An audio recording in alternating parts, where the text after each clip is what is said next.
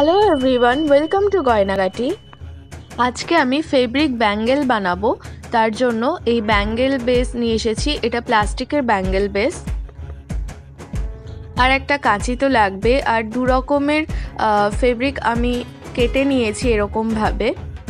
এগুলো batik printed ছিল, আর সাথে আমি ইউজ করছি ফেব্রিক গ্লু। তো প্রথমে একটা টুকরো নিয়ে তাতে উপরের দিকে আমি আঠা অ্যাপ্লাই করে নিচ্ছি। আঠাটাকে আঙুল দিয়ে ভালোভাবে স্প্রেড করে নিলাম প্রথমে। এবারে ব্যাঙ্গেল বেসের সাথে এটাকে অ্যাটাচ করব। আমি তলার দিক থেকে এটাকে অ্যাটাচ করে নিচ্ছি। এবারে এইভাবে মুড়ে নেব। এই ব্যাঙ্গেলগুলো বানানো ভীষণই সহজ, শুধু এভাবে মুড়ে গেলেই হয়ে যাবে। তো দেখুন, আমি ধীরে ধীরে এই জিনিসটাকে এভাবে মুড়ে নিচ্ছি এই বেসটার সাথে।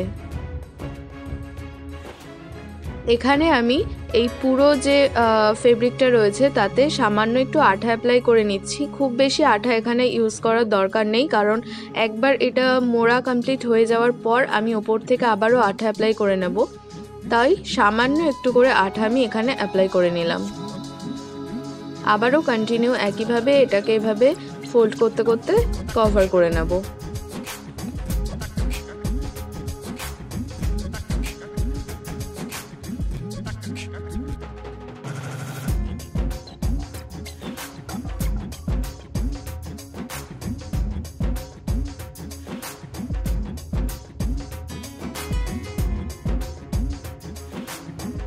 পুরোটা কভার হয়ে যাওয়ার পর শেষে এসে অংশটাতে আমি আবারও ভালো মতো আঠা অ্যাপ্লাই করে সেটাকেও ফোল্ড করে নিলাম। আমি এখানে দু রকমের কালার ইউজ করেছি, দু রকমের ফেব্রিক ইউজ করেছি। আপনারা চাইলে একরকম ফেব্রিক দিয়েও এটা বানাতে পারেন। আমি একটু অন্যরকম ডিজাইন করতে চেয়েছিলাম, সেই জন্য আমি দুই রকমের কালার ইউজ করছি। এইটাও একদম একই প্রসেসে আমি এইভাবে ব্যাঙ্গেলটার সাথে মুড়ে যেতে থাকছি, এভাবে ফোল্ড করতে থাকছি।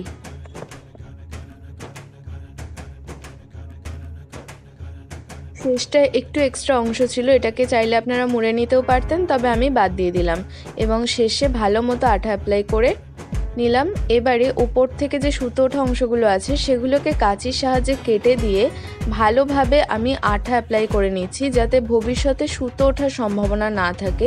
আঠাটা কিন্তু দুদিক থেকেই অ্যাপ্লাই করতে হবে, ওপরের দিক থেকেও অ্যাপ্লাই করতে হবে এবং ভেতরের সাইড থেকেও অ্যাপ্লাই করতে হবে। তারপরে এটাকে শুকিয়ে নিলেই আপনার ব্যাঙ্গেল একদম রেডি হয়ে যাবে ইউজ করার জন্য। আমি সেম প্রসেসে আরেকটা ব্যাঙ্গেলও রেডি করে নিয়েছি, আমি একবার হাতে পরেও দেখাচ্ছি। এইগুলো কিন্তু বেশ ট্রেন্ডিং এখন এবং ভালোও লাগে বেশ। তো আজকের এই ভিডিওটা আপনাদের কেমন লাগলো আমাকে কিন্তু কমেন্ট করে অবশ্যই জানাবেন। যদি ভালো লেগে থাকে তাহলে প্লিজ একটা লাইক করে দেবেন এবং শেয়ার করে দেবেন আমার চ্যানেলটা।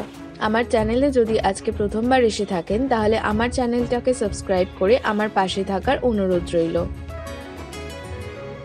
সবাই খুব ভালো থাকবেন, আনন্দে থাকবেন, সুস্থ থাকবেন। Stay safe, be creative.